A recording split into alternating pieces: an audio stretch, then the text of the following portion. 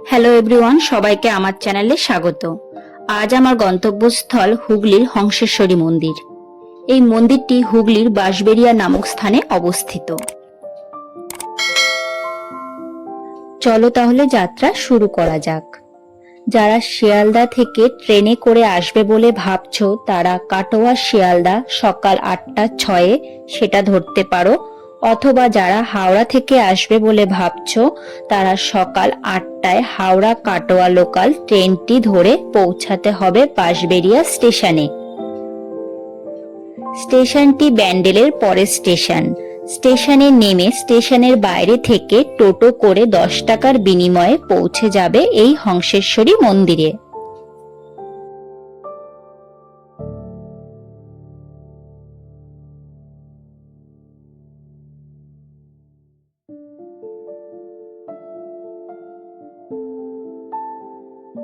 টোটো মন্দিরটি যেখান থেকে শুরু হচ্ছে ঠিক সেই গলির মুখটাতে তোমাদের নামিয়ে দেবে। সেখান থেকে পায়ে হেঁটে আসলেই তোমরা ছোট ছোট দোকান দেখতে পাবে পুজোর সামগ্রীর জন্য। যদি তোমরা পুজো দিতে চাও, এখান থেকে ডালা কিনে নিয়ে মন্দিরে পুজো দিতে পারো। কত কত ডালা আছে? 21 টাকা থেকে শুরু। 21 টাকা থেকে 551 টাকা দিয়ে আপনি ডালা পাবেন। শাড়ি ফাড়ি সব দিয়ে ডালা পাবেন। মন্দির কখন কখন খোলা থাকে? মন্দির সকাল 7টা থেকে আপনার 12:30 অবধি পুজো হয়, তারপরে আবার 4টে থেকে 7টা।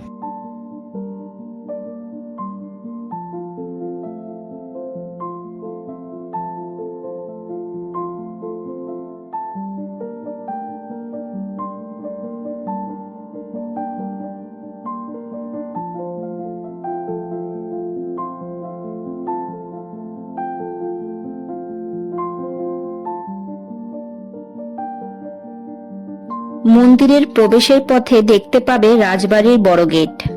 এটি হচ্ছে রাজা নৃসিংহদেবের রাজবাড়ির নহবতখানা। এই নহবতখানা থেকে কয়েক পা সামনে এগালে হংসেশ্বরী মন্দির চোখে পড়বে।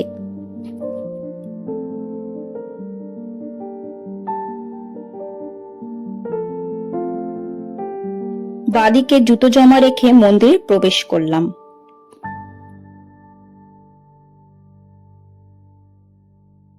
যারা মোটর বাইক বা সাইকেল নিয়ে আসবে তাদের জন্য কত জমা রাখার জন্য কত টাকা নেওয়া হয়? সকাল 7টা থেকে রাত 8টা পর্যন্ত 10 টাকা ম্যাক্সিমাম। আর সাইকেল হচ্ছে 5 টাকা, আর জুতো রাখতে গেলে 2 টাকা করে।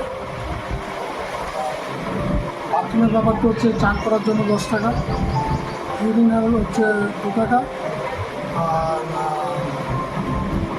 কী বলবো ওটাকে বলি 5 টাকা। আচ্ছা, মন্দিরটি প্রথম দেখে আমার তো ডিজনিল্যান্ডের কথা মনে পড়ে গেল। বাঁশবেড়িয়ার রাজা নৃসিংহদেব মহাপীঠ কাশীতে গিয়ে তন্ত্র সাধনা করে সিদ্ধিলাভ করার পরে মায়ের দর্শন পেয়েছিলেন। তিনি কাশী থেকে ফিরে এসে 1799 সালে হংসেশ্বরী মন্দিরের নির্মাণ কাজ শুরু করেন। কিন্তু দুর্ভাগ্যবশত তিনি মন্দিরের কাজ সম্পূর্ণ করার আগেই মারা যান। যখন তিনি মারা যান তখন তার বড় রানী সমরণে গিয়েছিলেন। তাই তার পরবর্তীকালে তার ছোট রানী শঙ্করী দেবী 1814 সালে এই মন্দিরের কাজ সম্পন্ন করেন। শোনা যায় এই মন্দির নির্মাণের জন্য পাথর আনা হয়েছিল উত্তরপ্রদেশের চুনার থেকে, আর কারিগর আনা হয়েছিল রাজস্থানের জয়পুর থেকে। মন্দিরটি নির্মাণ কাজে খরচ হয়েছিল সে সময় 5 লক্ষ টাকা।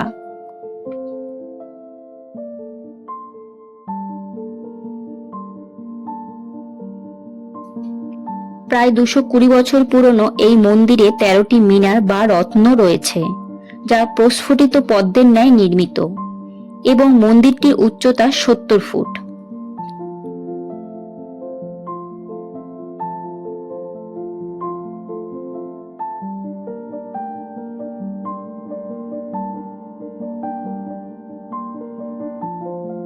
তোমরা মন্দিরে আসার আগে অবশ্যই এই মন্দিরের সময়সূচি দেখে আসবে, নয়তো মন্দির খোলা থাকবে না আর মাতৃমূর্তিও দর্শন করা যাবে না।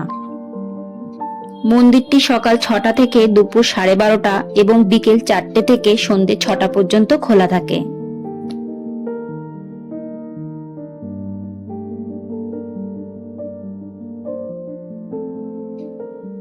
এখানে পুজো দিতে চাইলে নিজেদের নাম গোত্র বলে পুজো দিতে পারো, আর পুজোর দক্ষিণাও এখানে নিজেদের ইচ্ছে মতো দিতে পারো।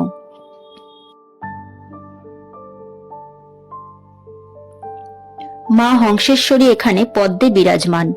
মূর্তিটি কাঁঠাল কাঠে নির্মিত। এই মা হলেন দক্ষিণাকালীর আরেক রূপ। এই দেবীর মূর্তি নীলাবর্ণা, ত্রিনয়নী, চতুর্ভুজা, খড়গধারিণী ও নরমুণ্ডধারিণী।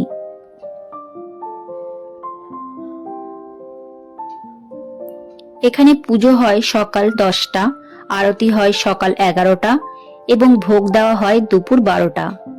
আর সেই ভোগ ভক্তদের মধ্যে বিতরণ করা হয় দুপুর 1টার সময়। এই ভোগের কুপন সকাল 10টার মধ্যে কালেক্ট করতে হয়। কুপনের মূল্য 50 টাকা।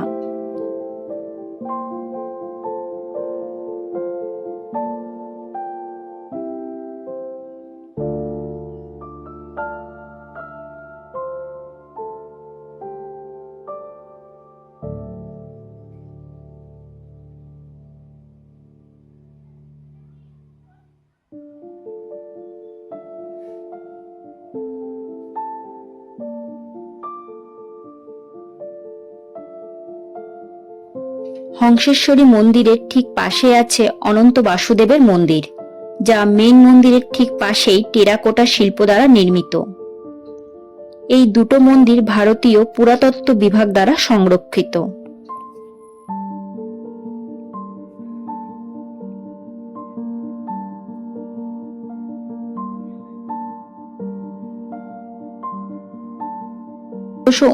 খ্রিস্টাব্দে রাজা রামেশ্বর দত্ত এই মন্দিরটি নির্মাণ করেন।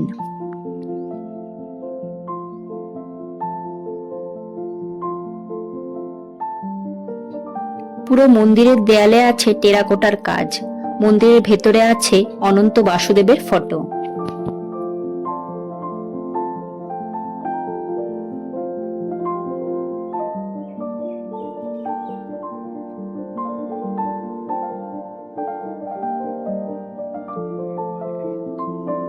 উপরের চূড়াটি অষ্টভুজাকার। এই মন্দিরের গায়ে টেরাকোটার শিল্প দ্বারা রামায়ণ, মহাভারত, কৃষ্ণলীলা, জীবন দর্শন খোদাই করা আছে। অপূর্ব সুন্দর এই মন্দিরের কারুকার্য।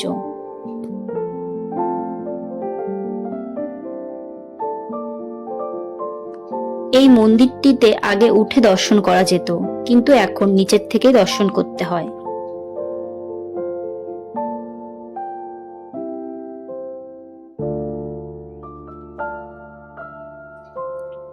পাঁচতলা মন্দিরটি মানুষের শরীরের 5টি অংশকে, যা বজ্রাক্ষ, ইরা, চিত্রিণী, পিঙ্গলা এবং সসমনাকে দর্শিত করে।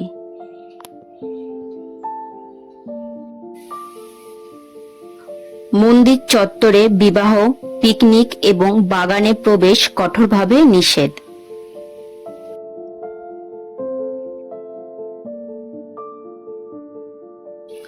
সম্পূর্ণ মন্দির চত্বরটি বিভিন্ন গাছ দিয়ে তোমরা সাজানো দেখতে পাবে।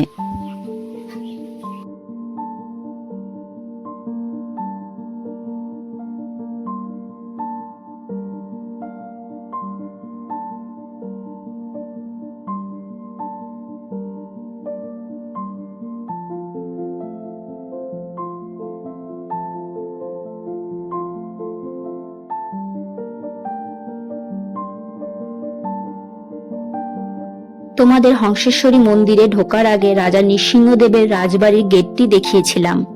ওই যে দূরে দেখছো, ওই রাজবাড়ি, সেটিই হচ্ছে রাজা নৃসিংহদেবের রাজবাড়ি। এই রাজবাড়িটিতে আগে প্রবেশ করা যেত, কিন্তু এখন প্রবেশ পুরোপুরি বন্ধ আছে, তাই তোমাদের দূর থেকেই দেখালাম।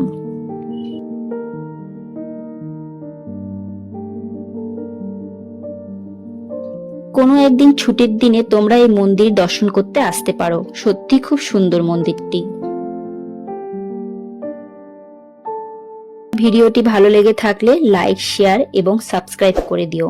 আর ভিডিওটি কেমন লাগলো কমেন্টে অবশ্যই জানিও।